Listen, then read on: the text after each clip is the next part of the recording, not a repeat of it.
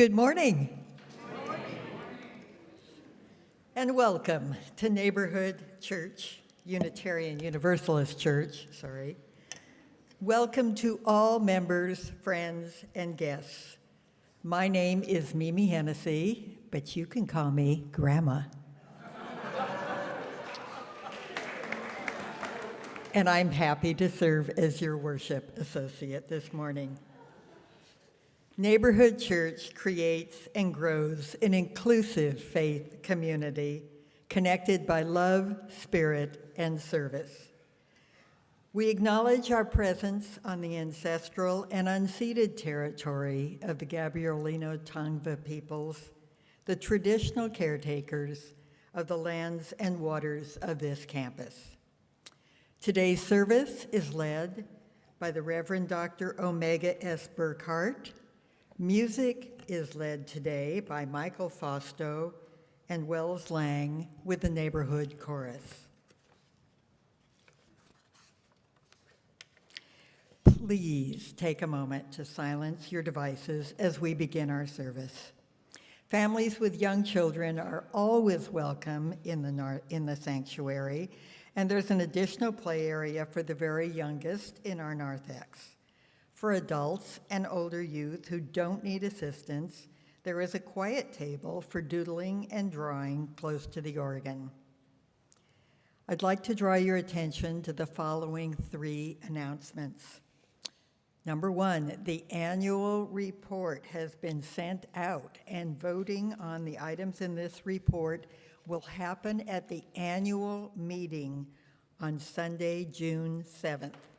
Listening sessions for the budget will be held next Monday, May 31st after the service, and Tuesday, June 2nd on Zoom. For more information, see the report and the announcements that went out in this week's email. 2, we are still looking for volunteers to help with our tech team on Sunday mornings. Please see Randy Baer or Eric Peterson if you'd like more information about what this entails or you're ready to lend a hand. And lastly, today's NPOC meeting has been moved to the Remembrance and Renewal Room in the house after the service. As you may have noticed, we have changed the order of our elements in our Sunday services. If you'd like to follow along, our order of service this morning is available as a link in the Sunday email and online by scanning the QR code on the back of your hymnal with your phone camera. Again, welcome to Neighborhood Church, an inclusive faith community connected by love, spirit, and service.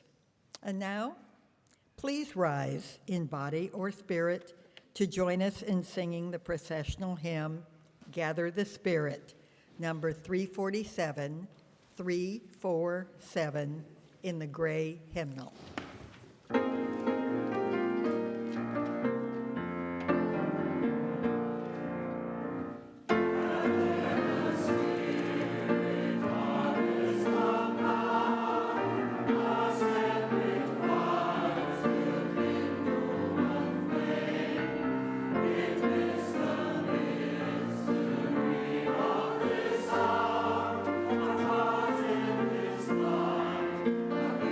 All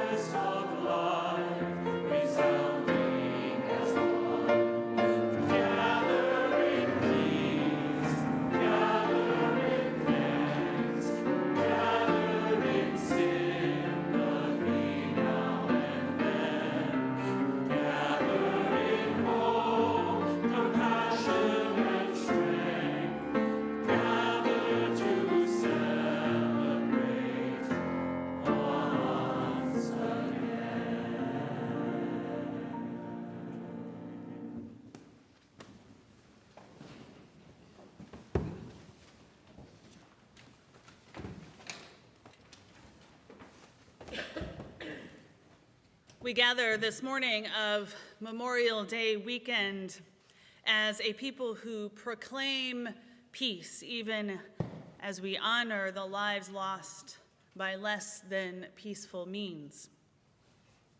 We gather as a people of spirit who worry about the world. We worry about our beloveds, our children, and our own lives in this time of great disturbance. We gather also as a people of curiosity and wonder, worries opposite, for we understand that all things are possible when we aspire for transformation in the world. We come here today to remember that being empathetic in our search for a better world will always lead to stronger relationships. This morning, we light this chalice as a symbol of our wonder and awe in a world that may, at times, seem like it wants to rob us of our kindness and our empathy. But instead, we kindle our flame and it grows ever brighter. We hold the light so that we may find each other again and again. Come, let us worship together.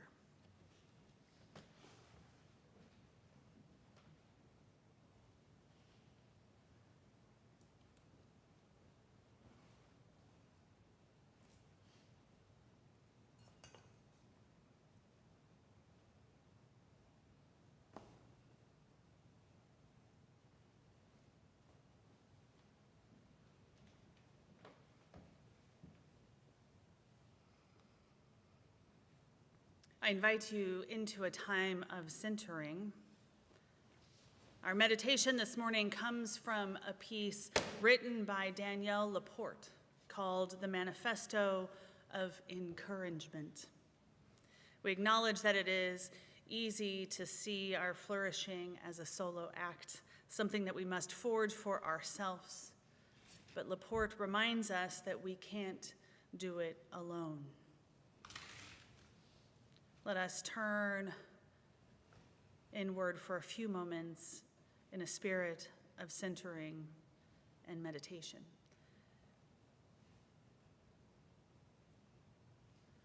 Right now, there are Tibetan Buddhist monks in a temple in the Himalayas endlessly reciting mantras for the cessation of your suffering and for the flourishing of your happiness.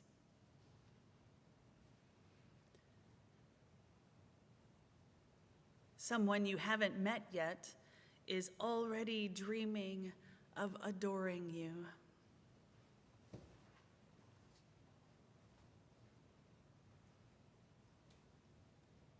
Someone is writing a book that you will read in the next 2 years that will change how you look at life.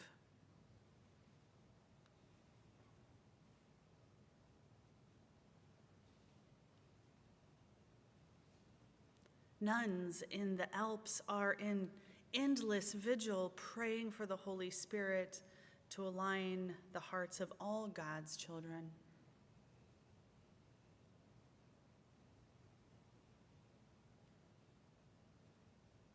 A farmer is looking at his organic crops and whispering, "Nourish them."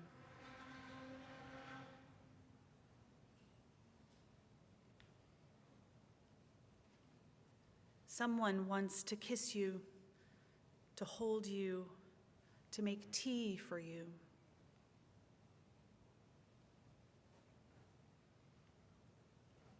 Someone is willing to lend you money, wants to know what your favorite food is, and treat you to a movie.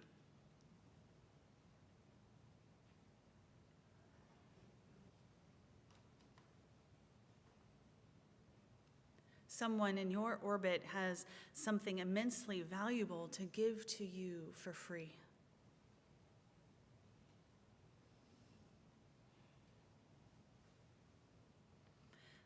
Something is being invented this year that will change how your generation lives, communicates, heals, and passes on.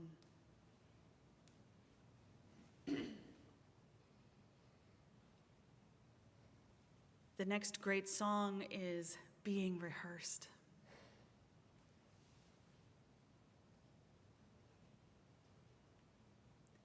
Thousands of people are in yoga classes right now, intentionally sending light out from their heart chakras and wrapping it around the earth.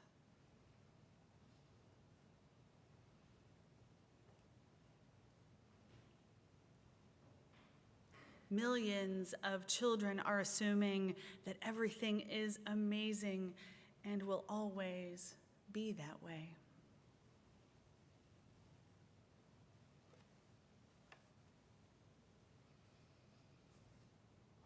Someone just this second wished for world peace in earnest.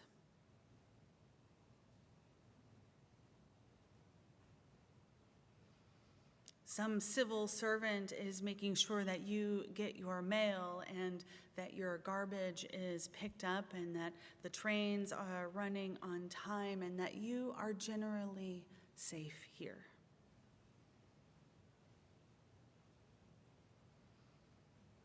Someone is dedicating their days to protecting your civil liberties and clean drinking water. Someone is curing the incurable.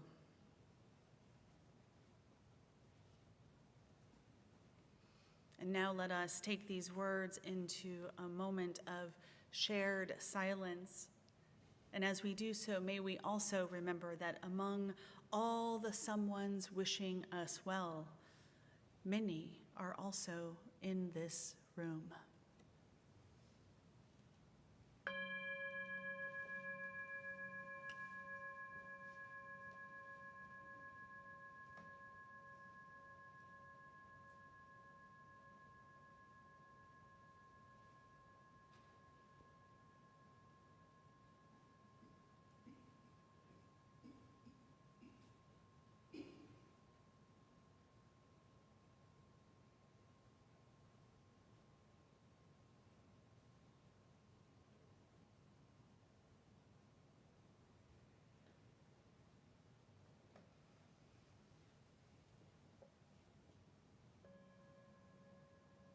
I invite you to open your eyes, breathe in deeply, stretch your bodies and your hearts and your minds as we move into our time for all ages. Good morning.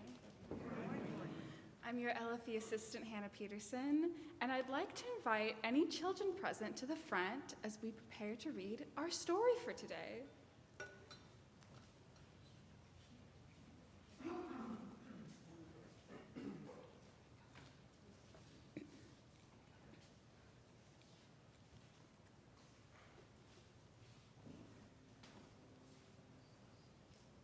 All right, today we'll be reading Peace is an Offering, with words by Annette Lebox and pictures by Stephanie Garrigan.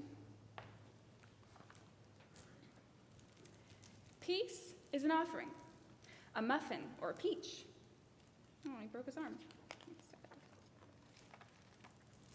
A birthday invitation, a trip to the beach. Peace is gratitude for simple things. Light through a leaf, a dragonfly's wing.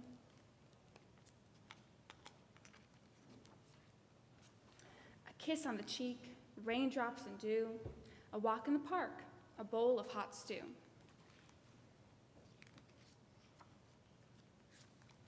Peace is holding on to another. Peace is the words you say to a brother. Will you stay with me? Will you be my friend? Will you listen to my story till the very end?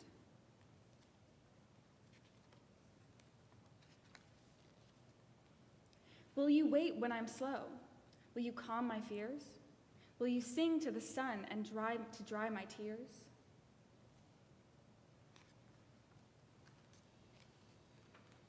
Will you keep me company when I'm all alone? Will you give me shelter when I've lost my home?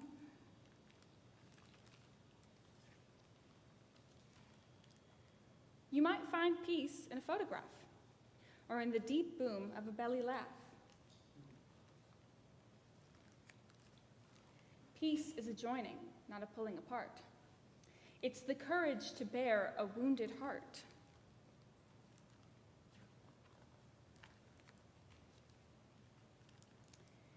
It's a safe place to live. It's the freedom from fear.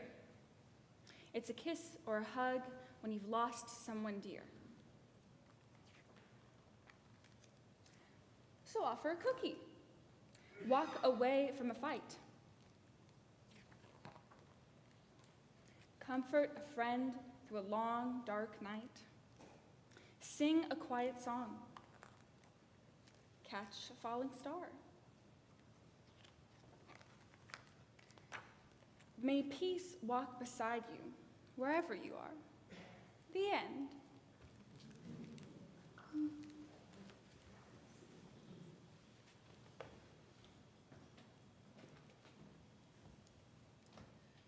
So I'll just make a few announcements very quickly as we're at the end of our Time for All Ages. First, we're moving into our summer schedule. So in just a moment, we're going to sing, but we're going to sing the children back to your parents and guardians who are here, okay? So we'll still make the little bridge, but you'll probably just make a real short trip right there.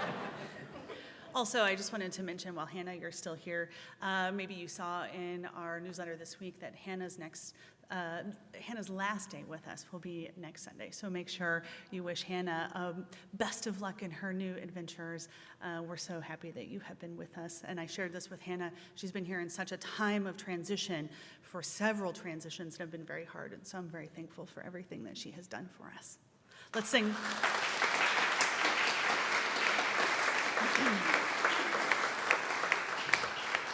Let's sing our children back to their seats.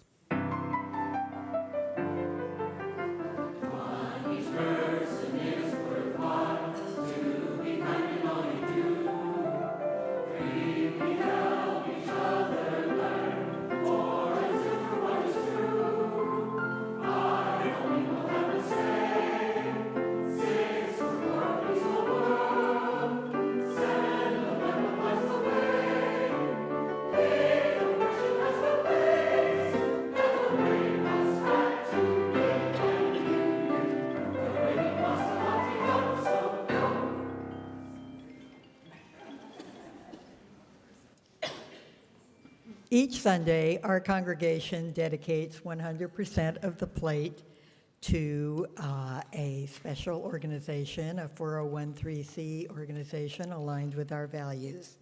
You can donate in one of two ways: by using your phone or here in person. You may rise during the music to put your donation in the boxes if you wish. This week, our gifts will support the diverse and revolutionary Unitarian Universalist multicultural ministries known as DRUM. Here with more information is Gail Shand.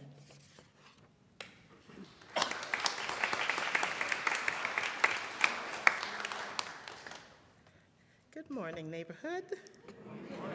I'm Gail Shand, a member here at Neighborhood UU Church, about 13 or some number of years, and co-facilitator for NPOC, the Neighborhood People of Color. And today I'm here to talk to you a bit about DRUM, the Diverse, Revolutionary, Unitarian, Universalist, Multicultural Ministries. DRUM is the oldest and largest Unitarian Universalist People of Color ministry, an anti-racist community organization based in North America. It was founded in 1997 in Los Gatos, California, when the African American UU Ministers and Latina UU Network Association banded together in solidarity as UU ministers. Originally formed for BIPOC UU ministers and religious professionals, DRUM has now expanded to include all global majority Unitarian Universalists. Led by a dedicated team of volunteers and part-time staff, Drum continues to lead efforts to fulfill the journey towards wholeness resolution, towards becoming an anti-racist, anti-oppressive, multicultural UUA, creating spaces for youth, young adults, and our families of color. Drum is for the people of global majority within UU, and it works in partnership with allies for racial equity and local people of color groups like NPOC. And here, NPOC gathers monthly and hosts our annual Juneteenth barbecue, which is coming up in a few weeks, June 14th, so get your potluck side dishes ready. We create spaces of connection, joy, and belonging. Drum also offers local, national caucuses and groups like Drum California, the Drum GA Village, and the annual meeting for Drum is actually coming up on June 11th. A few years ago, our board committed to continuing sponsorship for Drum's public worship, and our public worship just happened on May 14th, entitled "We Ride at Dawn, Showing Up No Matter What," with the guest speaker, Reverend Summer Albayati, and musical director, Reverend Verdis L. Robinson. This service can be found on YouTube, and let me tell you, it was fantastic. It was just heart-moving this year. So your gift today will support the infrastructure that sustains this work, leadership development, and nurturing of youth and young adults. And most importantly, supports the future of a progressively more inclusive Unitarian Universalism. I want to leave you with a few words from this year's public worship. Before the sun rises, there's a moment when the world holds its breath, a soft gathering at the edge of night, a quiet knowing that something is about to begin. We ride at dawn, not because it's easy, but because something in us remembers how to show up, how to stay, and how to carry one another forward. Thank you so much, and thank you for giving generously.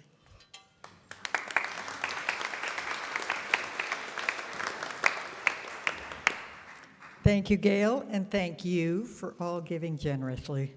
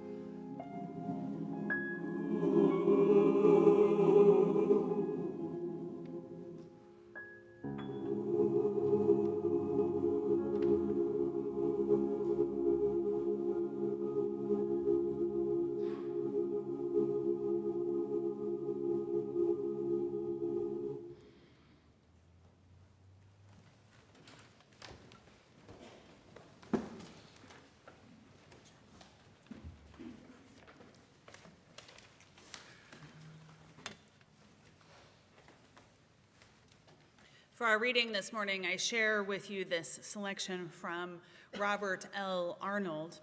He is a writer and an activist from the Mississippi Delta. He shared the piece that I'm about to share. It is a longer piece. He shared this recently about the relentless news cycles that we are constantly bombarded with, news cycles about warmongering, the effects that these cycles have on us as humans, and in particular, the effect that it has on those of us who work publicly to describe and to respond to this constant onslaught of this information. So he is directing his comments to other public figures doing this work, to other organizers, to writers, to reporters. And I think that we can all find something relatable in these words, something relatable about vulnerability and worry. And he ends every one of his posts with the following line: defiance till death. These are Robert's words. There's a particular kind of exhaustion that comes from caring publicly, not performatively caring, not just posting something because it's trendy or profitable or algorithmically rewarding, but caring in a way that destroys your nervous system. Caring in a way that makes your chest tight when you wake up because before your feet ever hit the floor, you're already wondering about what happened overnight.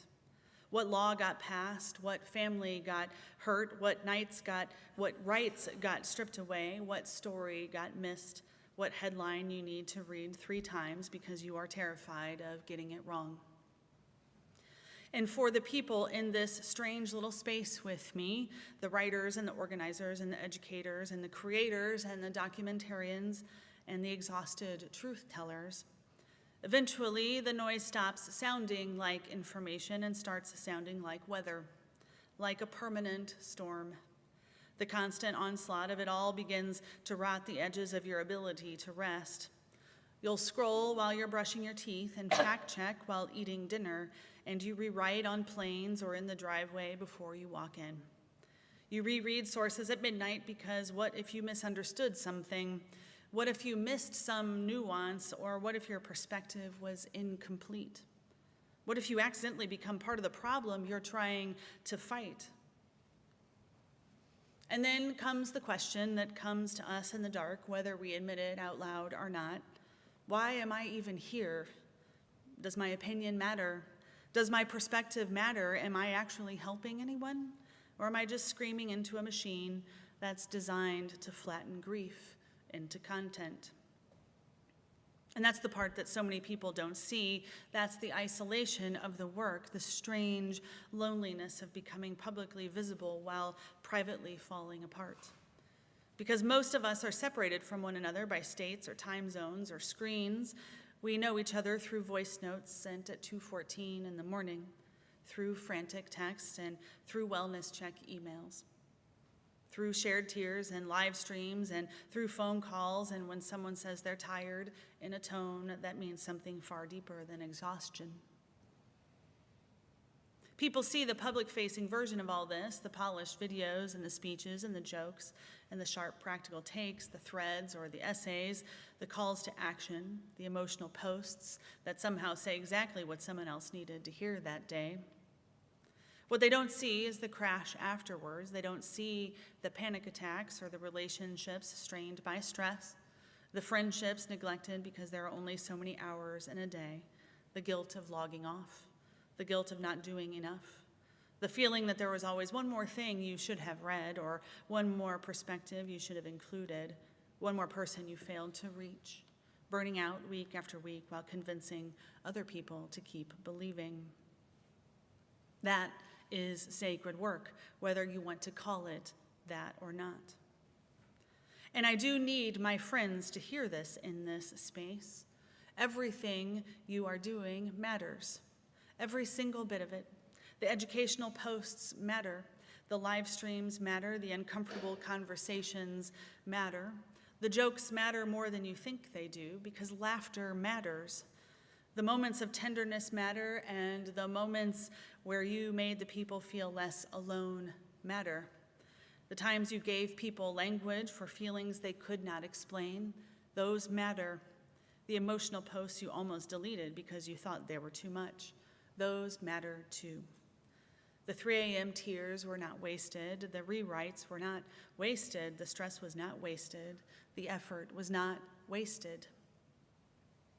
You are not failing because the world has not healed yet. And maybe this is the worst thing about this kind of work. There's no clean finish line. There's no clean ending, movie ending here. There's no final scene where justice arrives wrapped in orchestral music and everyone gets to rest afterwards. It is daily. It is constant. It is waking up every morning and deciding to remain soft in a world that doesn't reward it. In fact, it does the opposite. It is deciding to remain informed in a world that rewards ignorance. It is deciding to remain visible in a world that punishes honesty. And some of you have done that at enormous personal cost, and I hope you know that it is seen. I hope you know other people see it too, even if they don't say it out loud. You have somehow managed to drag hope up from places I did not know hope could survive, and then hand it back to strangers every single day like it's renewable. That's not small. That's not meaningless. It is also not failure. That is movement building. That is community building. That is emotional labor. That is resistance. That is love in its most exhausted and stubborn form. And for the people who, hearing this, who only ever see the public version of these people, please understand something. Behind almost every voice helping carry people through this moment is a human being carrying an unbearable amount themselves. Real grief, real stress, real fear, real exhaustion, real financial strain, real heartbreak, real isolation. And still, every day they show up and they write and they still educate and they still organize. They still comfort the strangers while privately wondering who's going to comfort them. He goes on to say this, I'm just a writer, but I need the people I love to understand something before they collapse under the weight of believing they're not enough. You are the difference makers. You are the light. You are the people helping others survive the dark parts of this country and this world without surrendering their humanity to it. History does not only remember presidents and generals and billionaires. Sometimes history remembers the tired people with trembling voices who kept telling the truth anyway. Sometimes it remembers the people who kept each other alive long enough to make it through. And if I can say one thing with absolute certainty, it is this. There are people breathing easier tonight because of you. There are people who still believe in tomorrow because of you. There are people who did not give up because somewhere in the middle of their worst night, your words or your voice or your laughter or your courage reached them. So when that imposter syndrome creeps in, when exhaustion convinces you that none of this matters, when you feel invisible, when you feel replaceable, when you feel like the tide is too large and you're too small, hold the light anyway. Because some of us are finding our way through the dark by seeing you. Defiance till death.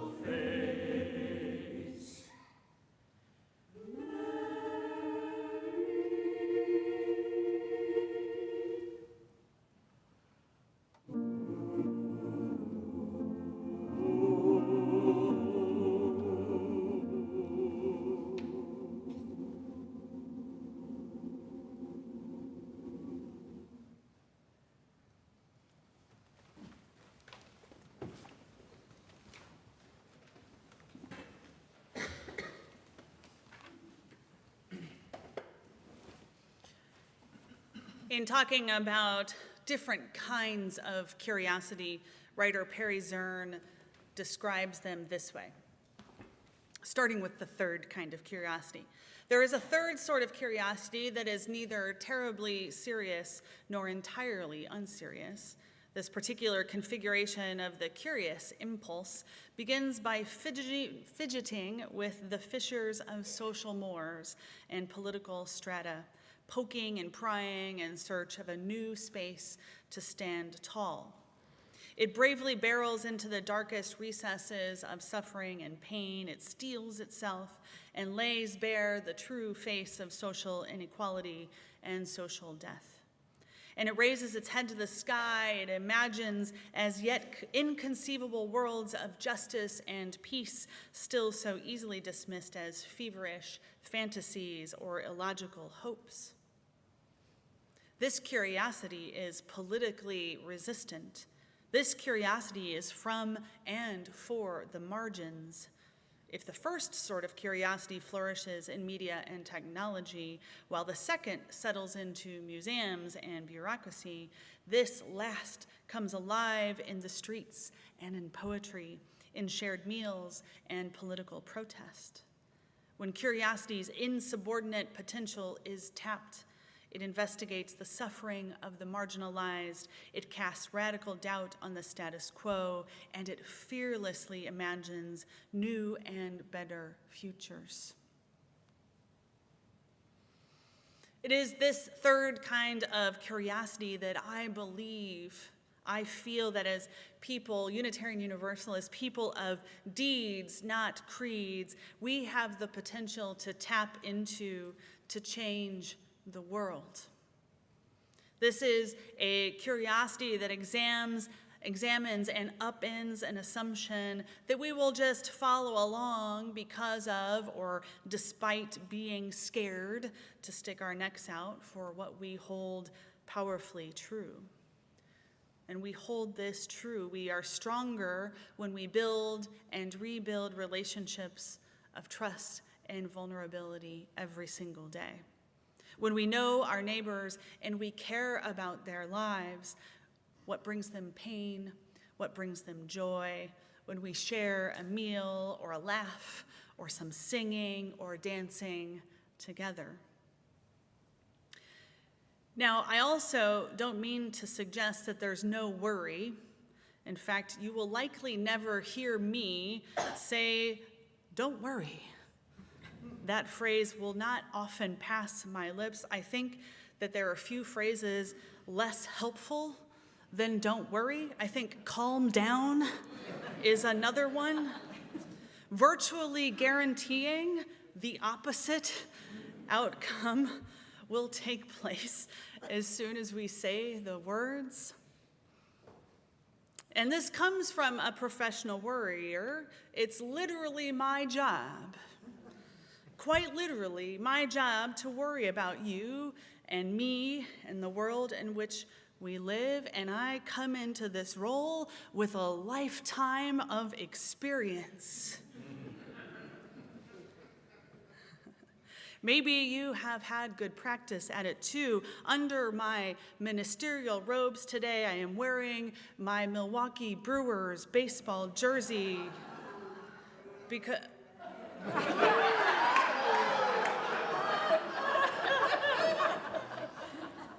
I know who did that. Because I worry. We're at 1-1 in a series over Memorial Day weekend, and the Brewers got trounced. And I've said it before, and I said it to some of the Blvds here today, go Dodgers, except when they're playing the Brewers. I worry about this. It is a small worry, but it's these rituals that keep us from worrying too greatly, because we've had years, most of us, years, lifetimes of practice in the art of pattern recognition, in the art of recognizing patterns from our lives and past events that were also painful. We've projected them. We've spent hours, perhaps you have, I know I have, hours, maybe even days, heck, maybe weeks or years on end, worrying about things that have happened and how they might happen again. Maybe you despair at the world today, and you worry about who will fix it and how, or you worry that your life's work of fixing the world hasn't seemed like it has really changed anything. You worry about your legacy, and you worry about the future you are leaving for your children, our children. It is very easy to slip into this pattern of questioning. But it is also easy to remember that at the heart of worry is the question.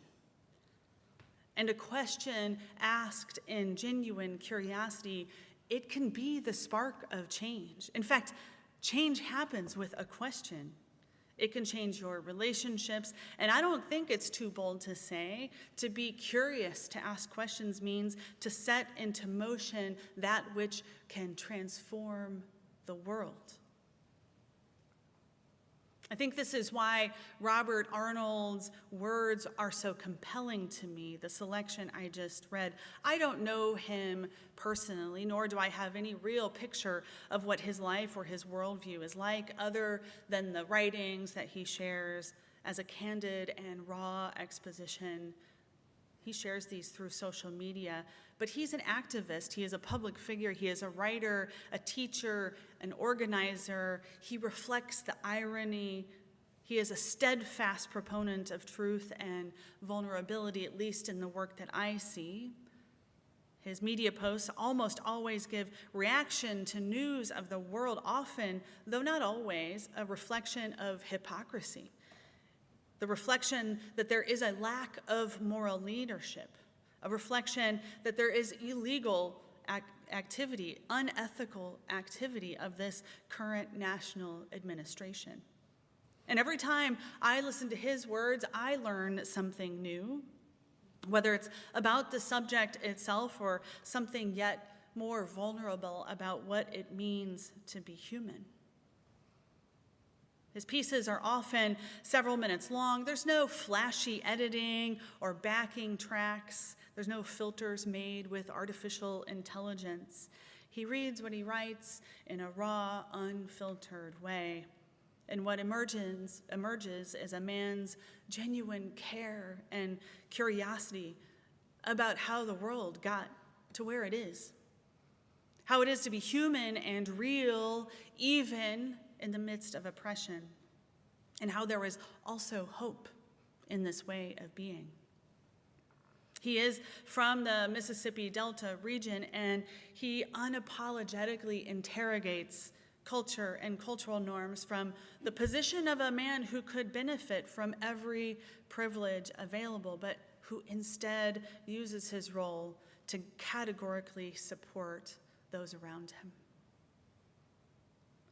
In the selection I shared earlier, he gives us a blueprint for how we move through the world worried and yet open to transformation.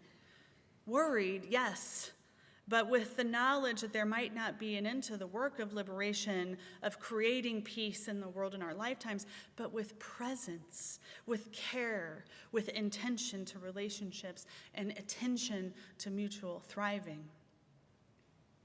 He does this with vulnerability. He wrote this, and these are powerful words. You are not failing because the world has not healed yet. It is waking up every morning and deciding to remain soft in a world that doesn't reward it. It is deciding to remain informed in a world that rewards ignorance. It is deciding to remain visible in a world that punishes honesty. Remaining soft, remaining informed, remaining visible. These are real, tangible ways we can move through the world even when, despite, or maybe even because, we are worried. This is, I think, worry's opposite. It's acknowledging that worry exists. It's holding it as a real and profound and profoundly exhausting experience, and still remaining curious, and still remaining vulnerable, especially in this world right now, because the only way that we could affect any change, any transformation, is through our relationships built on love and vulnerability.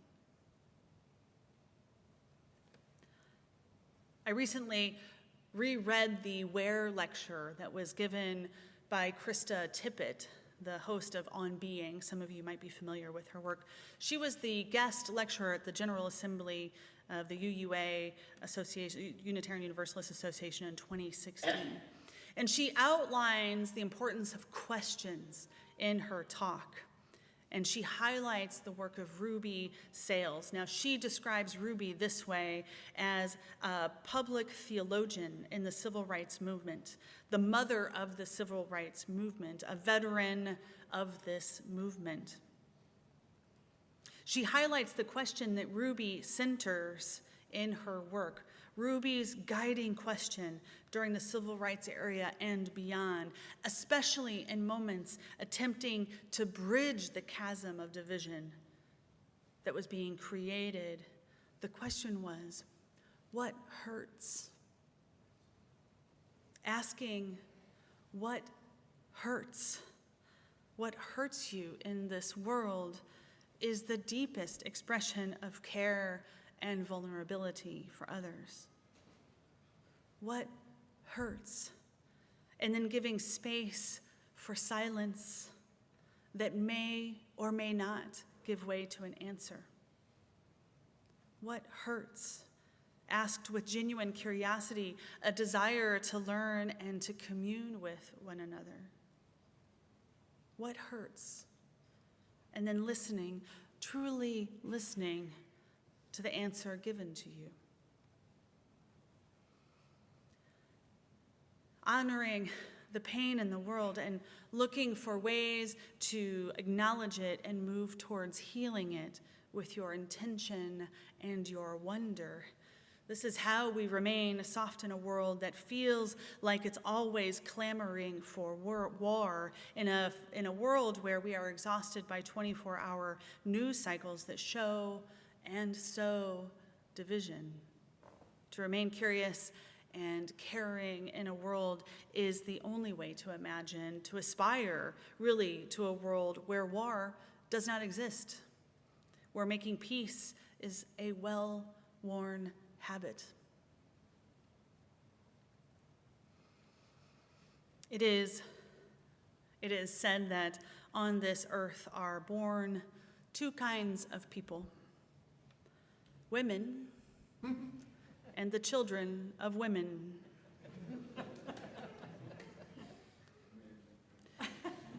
On this Memorial Day, a day designated to honoring people of all genders, of people who have been killed while serving the United States government, in a time when we worry of war and genocide worldwide, when worry of our government's warmongering, I, as a daughter of my mother, and I, as a mother to sons, I say this: stay tender to the world, beloveds. Be exhausted by war. Be worried by cycles of violence that seem to be played on repeat. But also, and most importantly, ask and be attentive to what hurts. And keep believing in tomorrow. Keep believing that healing and transformation and peace is possible. Keep believing that you are part of this transformation. Be a soft place for others in this world where laughter, where singing, where genuine wonderment take hold of you and don't let go. Be worry's opposite in the world. May it be so.